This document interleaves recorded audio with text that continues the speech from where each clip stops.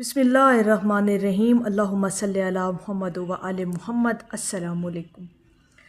آج کی ویڈیو کے اندر ہم اہل درود سے خصوصی گفتگو کریں گے انشاءاللہ تعالی۔ جو لوگ درود پاک سے محبت کرتے ہیں اور محبت سے اس ذکر کو اپنی زندگی میں شامل کیے ہوئے ہیں، کیونکہ پھر ہر درد کی دوا ہو گئی جب ہمارا مقدر صلی اللہ ہو گیا۔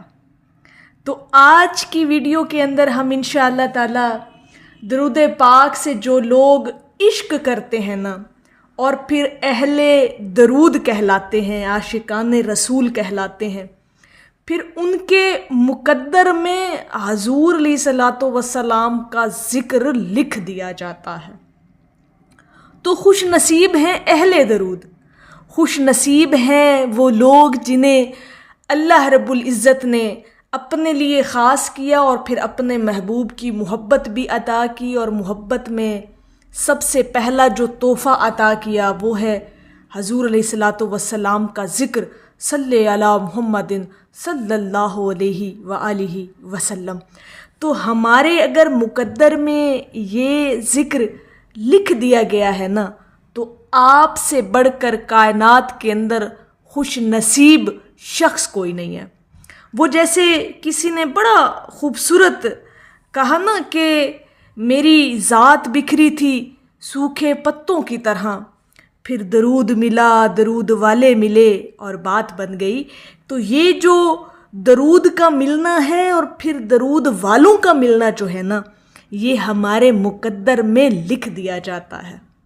اور اگر ہمارے مقدر میں یہ ذکر صلی اللہ کا لکھا گیا ہے تو اس سے بڑی تو خوش نصیبی کائنات کے اندر کوئی نہیں ہے۔ تو اہل درود سے میں نے اس لیے کہا کہ آج خصوصی گفتگو ہے ان لوگوں کے ساتھ جو درود پاک سے محبت کرتے ہیں۔ کبھی اپنی زندگیوں پر نظر دوڑا کر تو دیکھیے گا، کبھی آبزرو کر کے تو دیکھیے گا کہ اللہ پاک نے آپ کی زندگی کو انڈائریکٹلی سہل کر دیا ہے۔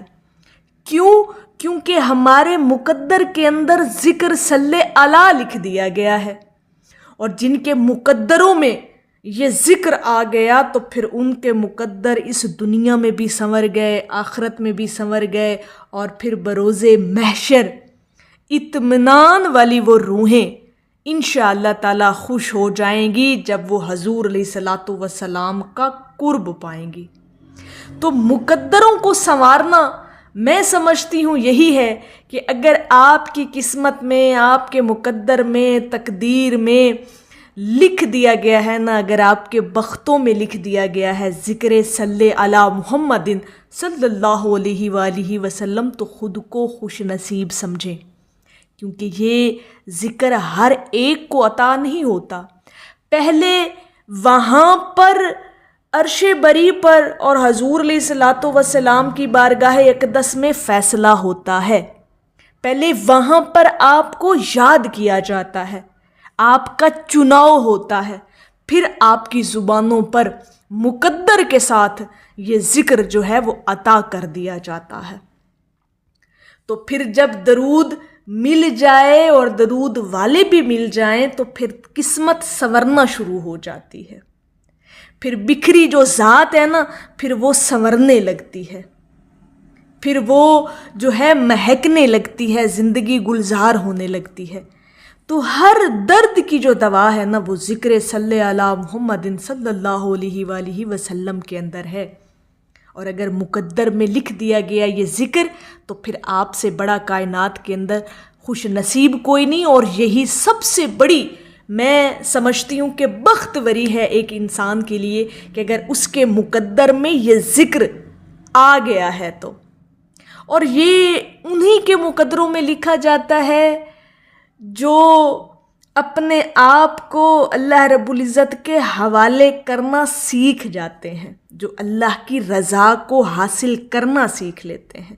کیونکہ یہ جو رضا اور تسلیم کا جو یہ ایک تعلق اور نسبت ہے نا اللہ کے ساتھ، پھر وہاں سے آپ کے اللہ اور رب العزت کے درمیان جو محبت کا تعلق ہے نا، وہ پیدا ہونا شروع ہوتا ہے، وہ بننا شروع ہوتا ہے۔ اور جب محبت کا تعلق بن گیا، جب اللہ نے آپ کو خاص کر لیا تو پھر تحفے میں اپنے محبوب کی محبت بھی ساتھ ہی عطا کر دیتا ہے۔